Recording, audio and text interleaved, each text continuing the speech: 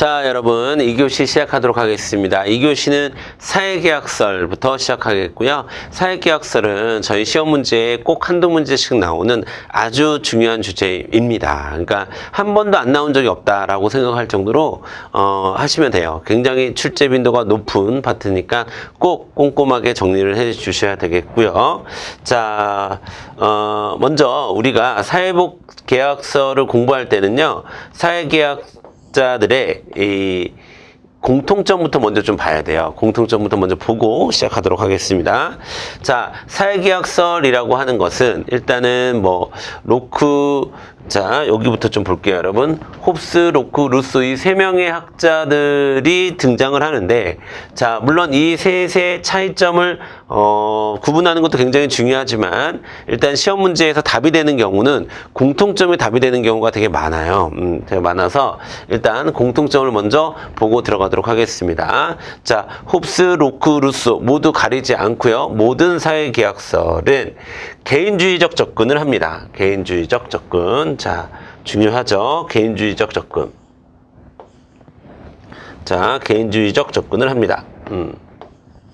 자, 개인주의적 접근을 한다는 것은 그러니까 개인들이 모여서 사회를 계약해서 계약이라는 형태로 사회를 구성한다. 그러니까 출발점은 국가 이런 집단에 있는 것이 아니라 개인에서 출발하는 거예요. 사회계약설은. 자, 그래서 우리가 개인을 중심으로 한 접근을 우리가 미시적 접근이라고 얘기하거든요. 그래서 사회계약설은 미시적 접근. 이거는 좀 나중에 우리 사회문화 시간에도 다시 나와요. 그래서 미리 좀 땡겨서 같이 정리를 해두는 것이 좋습니다.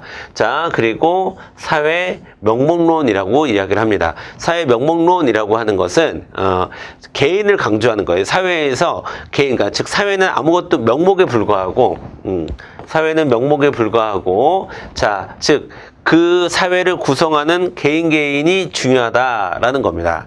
그리고 아니다, 사회 그 자체가 중요하다라고 보는 것이 사회 실제론이에요. 이건 나중에 우리 공부하게 될 거예요. 사회 실제론.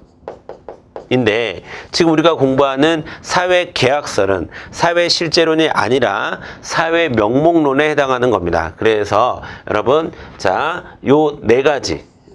자, 사회계약설, 개인주의, 미시적 접근, 사회명목론. 이거를 마치 여러분 수학 공식처럼 좀 외워두셨으면 좋겠습니다. 왜냐하면 시험에 너무나 자주 나오니까요. 사회계약설은 개인을 중심에 두는 것이고, 그래서 미시적 접근이고, 그래서 사회명목론이다. 이거를 외우고 계셔야 돼요. 자, 두 번째, 모든 사회계약설은 즉 홉스, 로크, 루소 모두 다 국가를 목적이 아니라 수단이라고 봐요. 수단. 그러니까 국가는 원래 있어야 되는, 꼭 우리가 만들어야 되는 그런 것들이 아니라, 자, 우리가 어떠한 자연 상태에서 어떠한 것들을 이뤄내기 위해서 국가라는 사회를 계약을 통해서 만들었을 뿐이야 라고 보는 거예요. 그래서 국가 권력 그 자체는 개인을 위해서 존재하는 것이지 있어야 되기 때문에 있는 건 아니야, 그 자체가 목적은 아니야 라고 하는 주장이 밑에 다 깔려 있는 것입니다. 이해되시죠? 자, 그래서 모든 사회계약설은 국가 권력을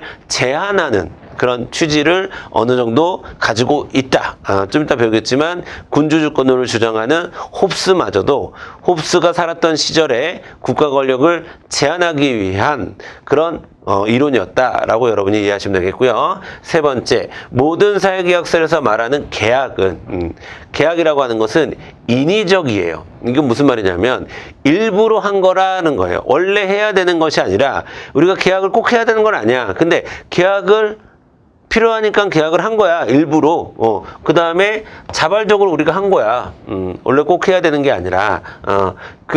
무슨 말이냐면, 계약을 통해서 모든 개인들이 동의를 했기 때문에, 구성원들의 동의에 있기 때문에 사회는 만들어질 수 있는 거야 라는 관점을 가지고 있습니다. 네 번째로, 모든 사회계약설은 바로 사회계약설이 등장하기 전에 주류를 이뤘던 계몽사상이라는 게 있어요.